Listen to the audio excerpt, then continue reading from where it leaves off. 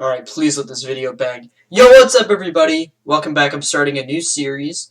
This is probably the third time I've tried doing this, but we're going to be reviewing the whole MCU.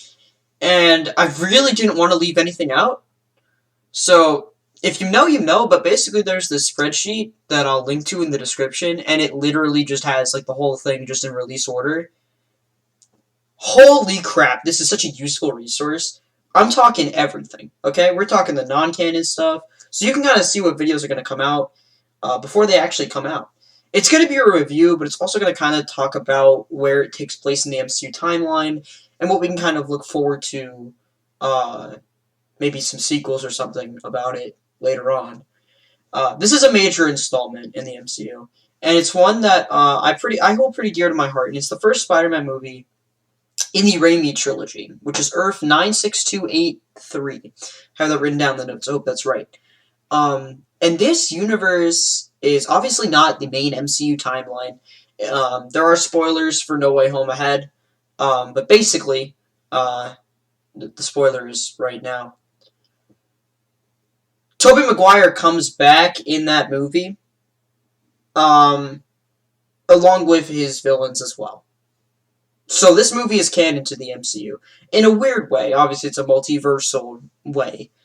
So we're going to kind of talk about where this takes place chronologically, and I believe I've been told this takes place in 2003 or 2002. I know the movie came out in 2002, but I don't know. So it could be any of those times, but it takes place on that year in that universe.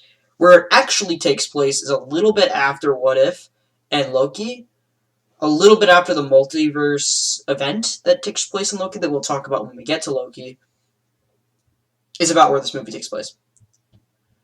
And where is this movie on, like, my rating scale? Like, how did I enjoy the movie? Well, it's a good beginner movie for Spider-Man as a hero. Right, you get to see his origin story, you get to see it played out, and it is the 2000s. I should mention that this is a 2002 movie, so it is dated. Like, especially the CGI, like, you can easily tell that it's not up to today's standards.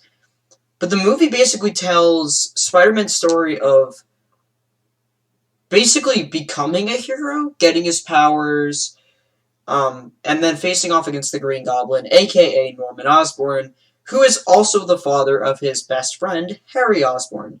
So you can see where there's going to be tension there. I really enjoy this movie. But I also don't think it's the best out of the Raimi trilogy, or even the best Spider-Man movie in the MCU, of which there are many, because of the new additions.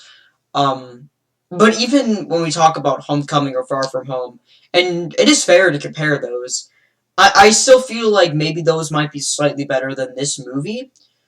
However, this movie set a lot of expectations for the superhero genre.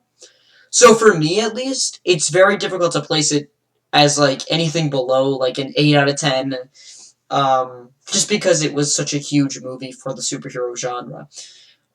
Because of its success, movies like Batman Begins would be made, which I know isn't the same franchise, but it is important to note that movies like that would be made. Obviously, Spider-Man 2, Spider-Man 3. And yeah, I really did enjoy the movie, but I could tell that it was dated. It didn't feel as amazing as it was when I first watched it as a child. And I think as a rating, I'm going to probably give it like an 8 out of 10. Maybe closer to like a 7 something. But I'm going to round up, so I'm going to give it an 8 out of 10. As I said before, I think that this is a very light 8. And I also think that there was room for improvement. Especially on the characters side, Mary Jane is not good in this movie. In fact, she really doesn't ever get good. And I never realized that. I always thought she was, like, a really good, like, supporting character to Peter Parker, and she just never is. And I don't really know what's up with that.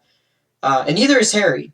In fact, actually, Spider-Man's supporting cast in this movie is only good from Aunt May and Uncle Ben. And those are the only two good characters that support Peter during this movie, in my humble opinion.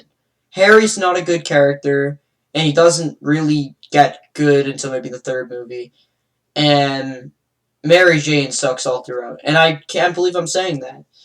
J. Jonah Jameson is perfect, literally stellar, and I'm so happy that they brought him back for the main MCU. 100%. Uh, Tobey Maguire's interpretation of Peter Parker is definitive. I think he's probably the best Spider-Man. There is debate there, and I think you could probably make the case at least that Holland's version could be very, very close to definitive. But Tobey's the one I think about when I think about Spider-Man. I'm not looking at Tom's. I'm not looking at Andrew's. I'm looking at Tobey's. Now, the villain of this movie, Green Goblin, is the best villain in any of the franchise. I think he may do it better in No Way Home, but he is the best villain, the best Spider-Man villain. There is no if, ands, or buts about it. I love Otto Octavius. I really, really do. I love Dr. Octopus. But Green Goblin, Norman Osborn, is the best villain in the franchise. By far. So, yeah. I think I'm about done rambling. I've wasted enough of your time. I wasted 6 minutes. A lot of these reviews are going to be very quick. You'll see again on the spreadsheet that there's going to be stuff that are literally like super long trailers. It's just like, I mean, not super long, super short trailers. And you're just like, why are you watching this? And I'll be like, because I can. And yeah. They're going to be really funny to review because they're going to basically be like 1 minute videos. I don't know if there's really much else I want to say about it though. Oh yeah, Peter's in college by the end of this movie, which a lot of people are like, we've never seen him in his college days. The entirety of this trilogy is his college days. I never realized that either, but yeah. And where's this streaming? I don't think it's streaming anywhere at all. I think it might be on Hulu if you have like extensions, add-ons. That might be a place to go. I've been Stars. I don't know. I don't think it's streaming on like any like. It's not on Netflix. I'll tell you that much. It will be. It'll be on Netflix and it'll be on Disney Plus. In the coming years, if that's important. I don't know why it would be. If you want to see more, the next review is Spider-Man 2, so I'll let you know that. Be sure to just drop a like. You know, I mean that lets me know at least that you like the video. And we can't see if you dislike anymore because YouTube sucks. Be sure to hit the subscribe button. Stay notified.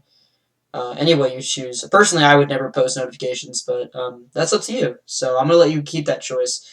You can comment down below, but I'm gonna just keep reviewing on the release order of the spreadsheet. So. I mean, maybe other franchises that you want to have me cover. I could probably do DC as well if you really wanted.